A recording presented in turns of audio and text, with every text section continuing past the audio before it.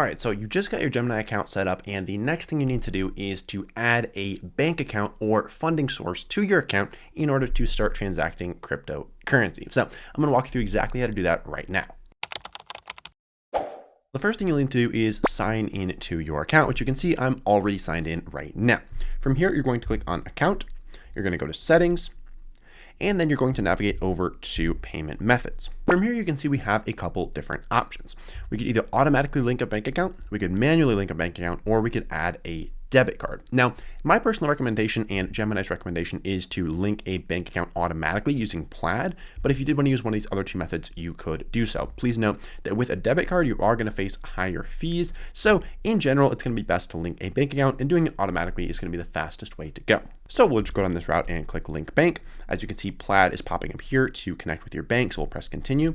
You'll pick whichever bank you want to link. So in this case, I'll use US Bank. Fill out your credentials, and then your account will automatically be linked. And it's pretty much as easy as that. Depending on your bank, they might send a code to your phone to verify your identity, but once you get through that, your account will be all linked up and you can find it right here in your payment methods. As you can see, this account is linked up, the currency is US dollars, and it's available for crypto purchases, deposits, and withdrawals. You can also choose to enable wire transfers if you want to make large transfers into Gemini, but for most people in most cases, they're going to be okay with just a normal ACH transfer. So now that you've got your bank account linked up, the next step is going to be to deposit into Gemini so that you can start buying different cryptocurrency. And we've got a video walking you through exactly how to do that somewhere on the screen right now. So just click on that video and I'll see you over there.